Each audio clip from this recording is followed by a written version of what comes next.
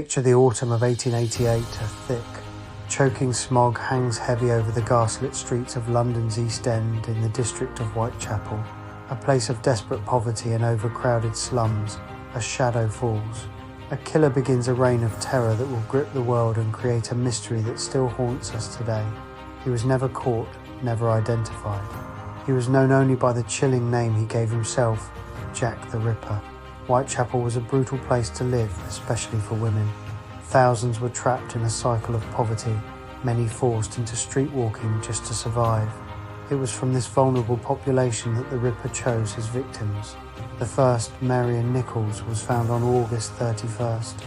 Her throat had been cut twice, and she had been brutally mutilated. The city was horrified, but this was only the beginning. Just over a week later, on September 8th, the body of Annie Chapman was discovered. The violence had escalated. The killer was becoming more audacious, more savage. London plunged into a state of panic. The police, with their limited forensic knowledge, were completely baffled. They launched one of the biggest manhunts in the city's history, interviewing thousands and following countless dead-end leads. The press fanned the flames of fear, publishing sensational stories and gruesome details that both terrified and fascinated the public.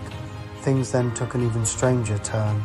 Letters, supposedly from the killer himself, began arriving at news agencies and the police. One, signed Jack the Ripper, gave the monster his infamous name. Another, the From Hell letter, arrived with a small box containing a portion of a human kidney, claimed to be from one of the victims. Were they genuine or just cruel hoaxes? To this day, no one is entirely sure, but these letters cemented the Ripper's legend as a taunting, phantom-like predator. The terror reached its absolute peak on the night of September 30th, the night of the double event. Within a single hour. Two women, Elizabeth Stride and Catherine Eddowes, were murdered. The sheer audacity was breathtaking. The killer was slipping through the police's grasp like a ghost, seeming to be everywhere and nowhere at once. The final confirmed victim, Mary Jane Kelly, suffered the most horrific fate of all.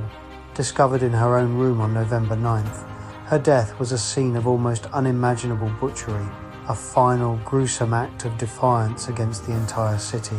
And then, just as suddenly as it began, it stopped. The murders ceased. Jack the Ripper vanished back into the London fog from which he emerged. Who was he? Theories have swirled for over a century. Was he a doctor with surgical knowledge, a crazed artist, a local butcher?